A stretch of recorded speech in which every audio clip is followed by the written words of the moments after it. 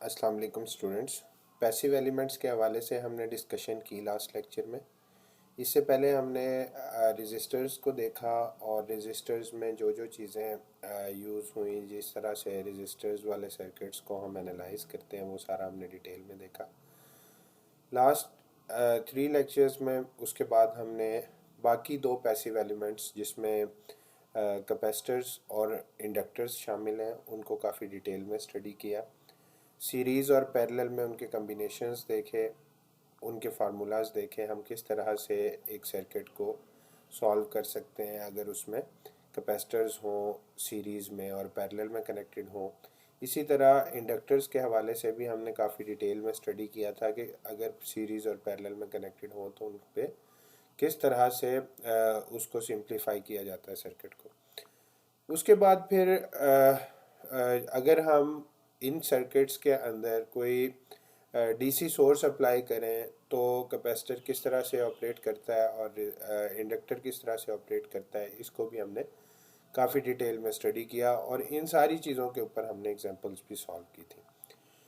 अब हम थोड़ा सा अपनी बात को आगे बढ़ाते हैं, जिसमें आज हम स्टार्ट करेंगे फर्स्ट ऑर्डर सर्किट्स या आरसी और आरएल सर्किट्स भी इनको कहते हैं, जिसमें पहले हम अब तक जो पढ़ते आए हैं वो तो सिंपली एक पैसिव एलिमेंट था जिसको हम सीरीज़ या पैरेलल में सॉल्व करते थे, आर इक्विवेलेंट निकालते थे या सी इक्विवेलेंट निकालते थे या एल इक्विवेलेंट निकालते थे, उसके बाद फिर उसको सॉल्व करते थे। लेकिन यहाँ पे थोड़ा सा डिफरेंट इसलिए होगा क्योंकि यहाँ पे 2 सर्किट एलिमेंट्स को एज एट ए टाइम हम डील कर रहे होंगे, रजिस्टर कैपेसिटर को या रजिस्टर इंडक्टर को, या तीनों को भी हम डील करेंगे, लेकिन वो कोर्स में आगे जाके हम देखेंगे उसको किस तरह से सॉल्व किया जाता है। तो अगर बुक के हिसाब से इस टॉपिक को हम देखें तो इसमें 5 टोटल सेक्शंस हैं, जिसमें पहला सेक्शन है सोर्स फ्री आरएल सर्किट्स,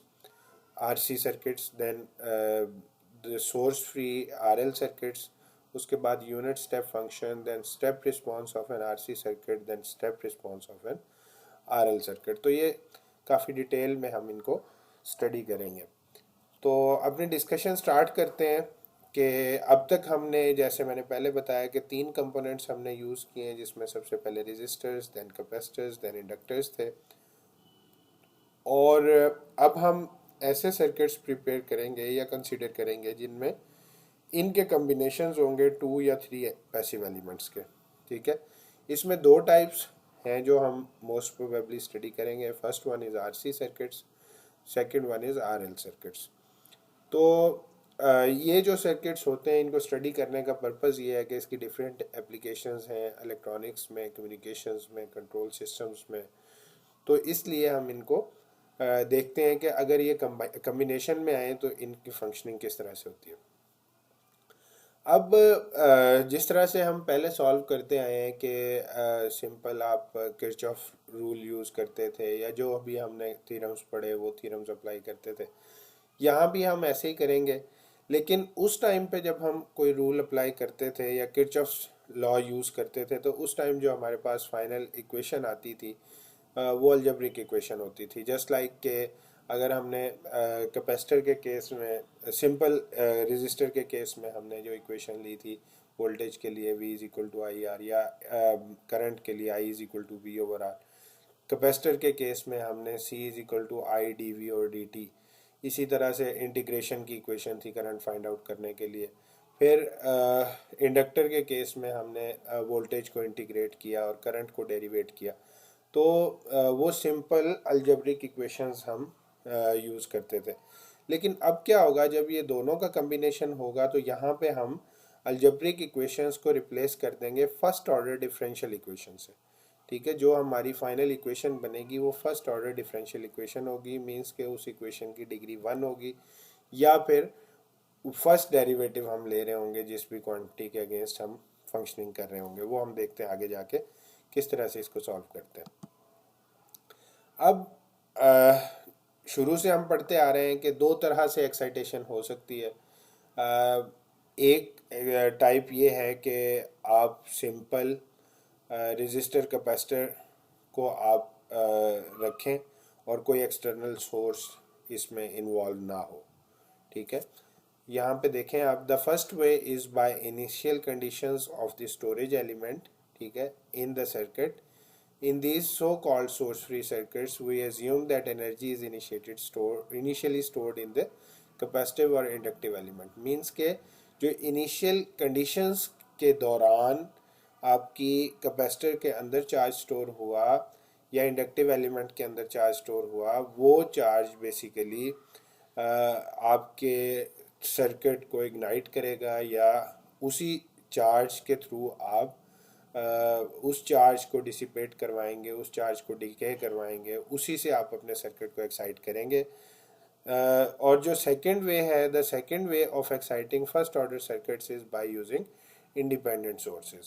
ठीक है, सेकंड जो मेथड है वो कोई भी इंडिपेंडेंट सोर्सेज है आप यूज़ कर सकते हैं, करंट सोर्स, वोल्टेज सोर्स। तो इन दोनों केसेस को किस तरह से डील करेंगे वो हम देखेंगे कि इनिशियल कंडीशंस क्या होती हैं at t is equal to zero, t less than zero, t greater than zero, और इन कंडीशंस के दौरान जो नेचुरल रिस्पॉन्स या फोर्स्ड रिस्पॉन्स आपके सर्किट का था वो क्या होगा, ये हम डिटेल में स्टडी करेंगे।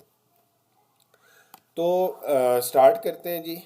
7.1 टॉपिक है the source free RC circuit. Source free मतलब इसमें आप एक्सटर्नली किसी सोर्स से अपने सर्किट को एक्साइट नहीं करेंगे, बल्कि इनिशियल कंडीशंस को यूज़ करते हुए आप देखेंगे जो इनिशियली चार्ज स्टोर है आपके सर्किट एलिमेंट के अंदर, उसी चार्ज से आप अपने सर्किट को एक्साइट करेंगे।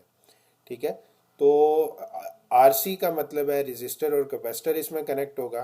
ठीक है, तो ये रेजिस्टेंस और ये रेजिस्टेंस और ये कैपेसिटेंस। ठीक है, अब जो कैपेसिटेंस से करंट फ्लो कर रहा है दैट इज आईसी, जो रेजिस्टेंस से करंट फ्लो कर रहा है दैट इज आईआर। तो a first order circuit is characterized by a first order differential equation। ठीक है, जिस इक्वेशन की डिग्री 1 हो उसको हम कहते हैं ये फर्स्ट ऑर्डर डिफरेंशियल इक्वेशन है। यहाँ पे आप देखें कि ये जो डेरिवेटिव हो रहा है dv, ये फर्स्ट डेरिवेटिव है वोल्टेज का, इसी वजह से हम कहते हैं कि ये फर्स्ट ऑर्डर डिफरेंशियल इक्वेशन है। It occurs, the situation occurs when DC source is suddenly disconnected.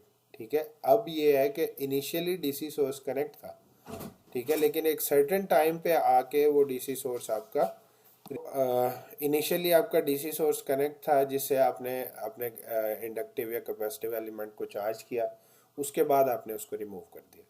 ठीक है, तो अब जो एनर्जी है वो कैपेसिटर या इंडक्टर में स्टोर हो गई, तो यही इसके पीछे फंक्शनैलिटी है। और अब जो एनर्जी आपकी स्टोर हुई थी उसी ने ही रिलीज होना है और उसी के थ्रू आपका सर्किट एक्साइट होगा। थोड़ा सा आगे चलते हैं। अब सिचुएशन ये है कि V of T across the capacitor, V of T वो वोल्टेज है जो कैपेसिटर के अक्रॉस है। Since the capacitor is initially charge, क्योंकि कैपेसिटर इनिशियली चार्ज है, we can assume that at T is equal to zero the initial voltage is this one. ठीक है, v of zero या initial voltage at time is equal to zero, the voltage is v not with the corresponding value of the energy stored. अगर आपके पास initial voltage आ जाए, you can easily find out energy stored in the capacitor, that is half C V square. Here v is v not, so half C V not square.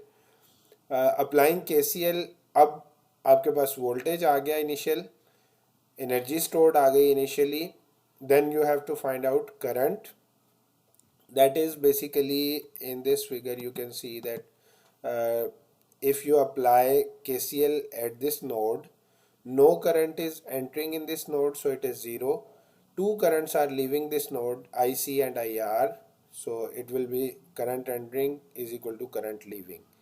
So no current is entering but two currents are leaving from this node, IR and IC.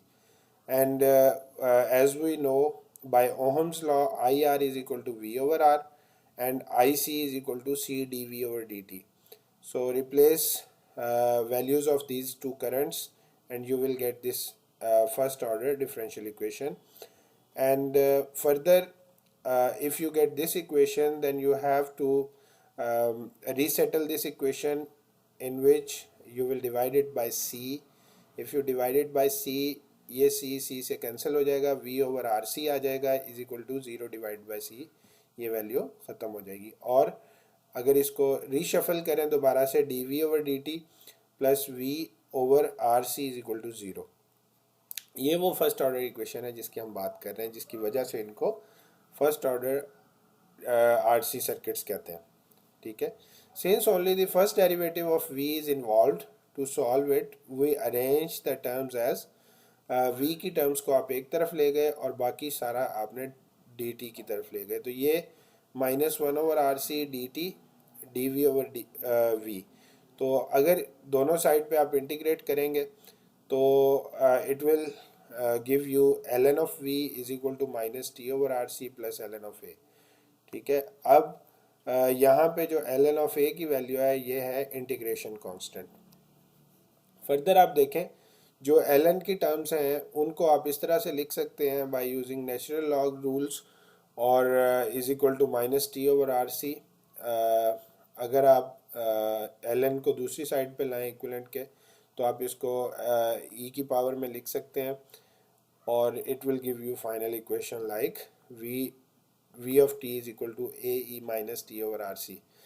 अब यहाँ पे दो चीज़ें हैं, but the initial conditions tells you that v not, v voltage at 0 is equal to a is equal to v naught.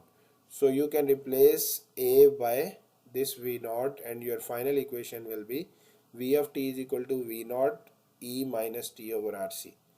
ठीक है, this shows that the voltage response of the RC circuit is an exponential decay of the initial voltage. Initial voltage क्या था, V naught, and the exponential decay of this voltage is this factor basically. Since the response is due to the initial energy stored and the physical characteristic of the circuit, not due to some external voltage source, as you know कि हमने किसी external voltage source को use नहीं किया, और जो भी response हमारे सर्किट ने दिया वो सर्किट की अपनी ऑलरेडी स्टोर्ड एनर्जी की वजह से है, जिसकी वजह से हम इसको कहते हैं कि this response is the natural response of your circuit. तो अगर आपसे पूछा जाए किसी भी सर्किट का natural response, then you have to find out these things. इसमें से इनिशियली आपको वोल्टेज गिवन हो सकती है, कंडीशंस के हिसाब से आपने एनर्जी फाइंड आउट करनी है, then you have to calculate this initial condition, by applying initial condition you can find out this equation. Decaying expression आपने फाइंड आउट करनी है, जिसमें एक और फैक्टर है ये R C. R C is called time constant. Time constant का क्या मतलब है, सबसे पहले देखते हैं natural response of a circuit refers to the behaviour in terms of voltage and currents of the circuit itself with no external source of excitation. ठीक है, और अगर आप आरसी की बात करें तो इसको आप कहते हैं time constant. The time constant of tau of a circuit is the time required for the response to decay by a factor of 1 over e और 36.8% of its initial value. Initially कोई भी वैल्यू थी we not की, उस value को 0.68% या 36.8% तक decay होने के लिए जितना टाइम रिक्वायर्ड है, that is called time constant. तो वो जो इक्वेशन हमने फाइंड आउट की थी, डिकेइंग एक्सप्रेशन जो था, उसके लिए आप उसको इस तरह से ड्रॉ कर सकते हैं। अब अगर टॉ की वैल्यू 0.5 है तो डिके आपका बहुत फास्ट होगा, अगर टॉ की वैल्यू 1 है तो डिके थोड़ा सा स्लो हो जाएगा, और अगर टॉ की वैल्यू बहुत बड़ी, जैसे जैसे इंक्रीज करते जाएंगे वैसे वैसे डिके आपका स्लो होता जाएगा। ठीक है, तो यही उसने बताया हुआ है, we decays faster for small tau and slower for larger values of tau. ठीक है, तो इसके बाद फिर ये यहाँ से जो हमने दो चीज़ें हासिल की, first one is V of T in which V naught is decaying by this factor and here tau is RC। अब अगर आप V T फाइंड आउट कर लें तो I R T आप इजीली फाइंड आउट कर सकते हैं V ओवर R के फार्मूला से, जबकि V ऑफ T की वैल्यू आप पहले फाइंड आउट कर चुके हैं। तो जब भी आपको कहा जाए नेचुरल रिस्पांस का या सोर्स फ्री आरएल सर्किट या आरसी सर्किट गिवन हो तो आप इस तरह की एक्सप्रेशंस फाइंड आउट करेंगे और स्पेसिफिकली आरसी के केस में आप ये तीन चीज़ें फाइंड आउट करेंगे।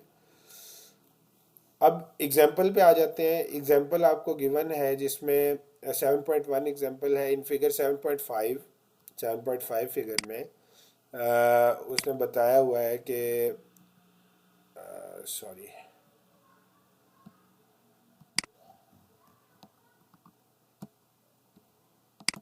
इसमें आपको बताया हुआ है कि let V C is equal to zero is equal to 15 volts. Initial condition आपको गिवन है कि जो वी नॉट की वैल्यू है वो 15 वोल्ट्स गिवन है, तो आपने फाइंड क्या करना है, V of C find out करना है, V of X find out करना है, I of X find out करना है for T is greater than zero पे। अब ये सर्किट आपको गिवन है जिसमें सबसे पहले तो जो हमने सर्किट पीछे पढ़ा था उसमें एक रेजिस्टेंस थी, एक कैपेसिटर था, ठीक है, और यहाँ पे तीन रेजिस्टेंसेस हैं। तो तीन रेजिस्टेंसेस को आप पहले सॉल्व कर लेंगे, इनको सिंगल रेजिस्टेंस बना लेंगे या आर इक्विवेलेंट फाइंड आउट कर लेंगे। 12 ohm is in series with this one, so you can directly add them up. 12 plus 8 is equal to 20 ohm. अब ये 20 ohm जो है it is in parallel with this 5 volts 5 ohm. You can solve them by using formula. So in numerator you will get product of these two, and in denominator you will get sum of these two, and final answer will be 4 ohm. Now your R equivalent is 4 ohm. 0.1 फेरेड का आपके पास capacitor connect है। तो इस case में आप सबसे पहले टॉ find out करेंगे। टॉ की वैल्यू है R equivalent into capacitance and this value is 0.4 seconds. Further जो आपने डिके की इक्वेशन निकालनी थी that was v is equal to we naught e minus T over tau. Tau आपने कैलकुलेट कर लिया, वी नॉट आपको गिवन है 15 वोल्ट्स, यहाँ पे सिंपल अप्लाई किया तो it will give you this value. अब जैसे कि मैंने आपको पहले भी बताया कि यहाँ पे सोर्स नहीं होगा, ठीक है, लेकिन जो कैपेसिटर के अंदर एनर्जी स्टोर है उसी से आपका सर्किट एक्साइट हो रहा है। इसका मतलब है कि जो इसमें एनर्जी स्टोर है बेसिकली वही सोर्स वोल्टेज है, ठीक है। तो इसमें क्या एनर्जी स्टोर्ड है, वी सी, वो हमने फाइंड आउट की और यही सोर्स वोल्टेज है। तो अब अगर 12 ओम के अक्रॉस हमने वोल्टेज फाइंड आउट करना है तो वो इसको सोर्स वोल्टेज कंसीडर करके हम 12 ओम के अक्रॉस फाइंड आउट करेंगे। यही दो जगह डिवाइड हो रही होगी 8 और 12 के दरमियान। तो यहाँ पे सिंपल वोल्टेज डिवीजन का फार्मूला आप अप्लाई करेंगे, 12 डिवाइड बाई 12 प्लस 8, और इसको मल्टीप्लाई कर दिया आपने सोर्स वोल्टेज से जो कि वी सी है। ये सिंपल आपके पास आ जाएगा 9e power minus 2.5 of t volts. और यहाँ पे आई एक्स आपने फाइंड आउट करना है तो simple i x is equal to v x over 12। तो it is your final answer. ये आपने नेचुरल रिस्पॉन्स फाइंड आउट कर लिया if no source is connected with your circuit. Now we will see another example in which there is a source connected and we will check all the initial conditions. अब ये जो circuit है इस circuit के अंदर आपको एक 20 volt का सोर्स कनेक्ट किया हुआ है, 3 ओम की रेजिस्टेंस है सीरीज़ में, उसके बाद एक स्विच आपको नज़र आ रहा है यहाँ पे, देन 9 ओम का रेजिस्टर है, देन 1 ओम की रेजिस्टेंस है और कैपेसिटर कनेक्टेड है। अब आप ये देखें, ये जो स्विच है ये स्विच आपको बता रहा है कि ये जो वैल्यू है at T is equal to zero, ये स्विच की यहाँ से उठ गया, मतलब ये कनेक्शन ख़त्म हो गया यहाँ से at T is equal to zero. अगर t is equal to zero पे ख़त्म हुआ है तो इसका मतलब है टी लेस देन ज़ीरो पे ये कनेक्टेड था इसके साथ, ठीक है।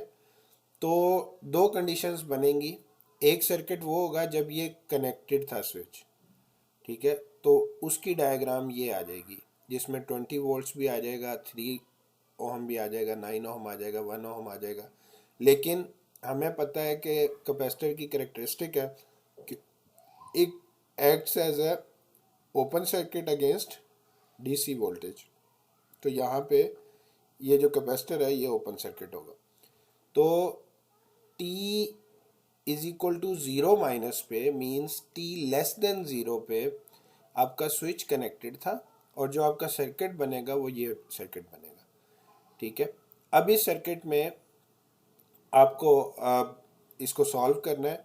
इनिशियल कंडीशन के मुताबिक आपने इस पॉइंट पे v c naught find out करना है, जिसके ऊपर जो वोल्टेज है वही वोल्टेज आपके 9 ओहम के क्रॉस जो वोल्टेज होगी वो होगी, क्योंकि ये दोनों आपस में पैरेलल में। तो t लेस देन 0 पे the switch is closed, the capacitor is an open circuit to DC as represented in figure 7.9a, इस फिगर में जो शो करवाया हुआ है। यूजिंग वोल्टेज डिवीजन, अब आप इन दोनों पे वोल्टेज डिवीजन लगा दें तो आपको अंदाज़ा हो जाएगा कि इसके अक्रॉस जो वोल्टेज होगी वही इसके अक्रॉस होगी, क्योंकि ये दोनों पैरेलल में। तो 15 वोल्ट्स आ गया। Since the voltage across a capacitor can not change instantaneously, अब दूसरी जो हमने इसकी करेक्टरिस्टिक पढ़ी थी, दैट टोल्ड दैट के कैपेसिटर या इंडक्टर के अक्रॉस वोल्टेज या करंट जो है वो इंस्टेंटेनियसली चेंज नहीं होते। उसकी रीज़न क्या है? क्योंकि इनके अंदर चार्ज स्टोर होता है, तो आप फौरी उस वैल्यू को 0 या 1 नहीं कर सकते। ठीक है, 0 से 1 या 1 से 0 स्विचिंग बहुत ज़्यादा फास्टली नहीं होती, तो इसलिए जो value t is equal to 0 पे है, t लेस देन 0 पे भी वही वैल्यू होगी, या जो वैल्यू t लेस देन 0 पे आपने फाइंड आउट किया v0 की, v0 की, वही value t is equal to 0 पे भी होगी। तो इसको हम कह सकते हैं v c 0 is equal to we naught is equal to 15 volts. तो जो हमने ऊपर कैलकुलेट की थी एट t लेस देन 0 पे, by using this characteristics that capacitor voltage across a capacitor cannot change instantaneously, the voltage at t is equal to 0 is also 15 volts। तो यहाँ पे 15 volts आ गया, तो इनिशियल जो आपको वोल्टेज चाहिए था वो आपको मिल गया। अब आपने जो कैलकुलेट करना है वो करना है t ग्रेटर देन 0 पे, क्योंकि उसके बाद ये स्विच ख़त्म हो गया। जब ये स्विच उठा यहाँ से और ये कनेक्शन ख़त्म हुआ तो ये सोर्स आपका और 3 ओहम का रेजिस्टर ख़त्म हो गया, और जो फिगर बची, जो सर्किट बचा, वो ये बचा आपके पास। अब ये वही सर्किट है जो हमने प्रीवियस एग्जांपल में सॉल्व किया है, जिसमें कोई सोर्स नहीं कनेक्टेड। ठीक है, और आपके सर्किट ने एक्साइट किससे होना है? इस कैपेसिटर की स्टोरेज कैपेसिटी से इसने एक्साइट होना है, जो कि 20 मिली फेरेड है, और यहाँ पे वी नॉट अब आपके पास आ गया 15 वोल्ट्स। ठीक है, अब आप इसको सॉल्व करोगे, अगेन आर इक्विवेलेंट पहले फाइंड आउट करेंगे। आर इक्विवेलेंट फाइंड आउट करने के लिए ये दोनों सीरीज में है, तो इन दोनों को एडअप कर लेंगे, 10 ओहम आ जाएगा। जब आर इक्विवेलेंट आ जाएगा और कैपेसिटेंस की वैल्यू होगी तो टॉ कैलकुलेट हो जाएगा, tau is equal to r equivalent into c, that will give you 0.2 seconds. Then the voltage across the capacitor for t greater than or equal to 0, अब equal to 0 और greater than 0 पे आपने calculate करना है, जिसमें initially voltage जो आपकी थी वो 15 थी, decaying factor e of e power minus T over tau था, टॉ आपने कैलकुलेट कर लिया, ये वैल्यूज प्लेस की, तो जो फाइनल आंसर आ जाएगा that will be v of t 15 e power -5 of t, क्योंकि इस वन को जब 0.2 से डिवाइड करेंगे तो इट विल गिव यू 5। इसके बाद जो आपसे पूछा गया था calculate the initial energy stored, you can directly calculate that by using this formula, डब्ल्यू c naught is equal to half C v c square.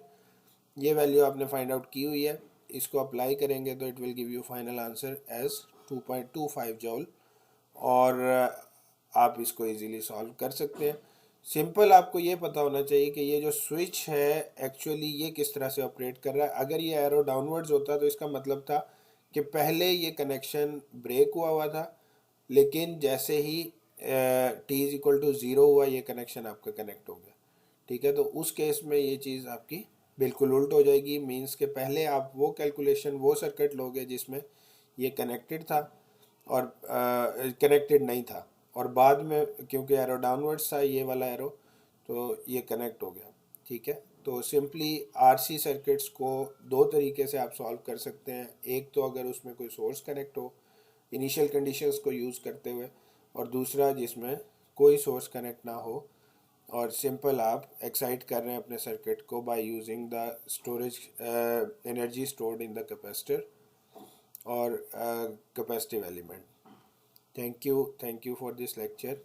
अल्लाह हाफिज़।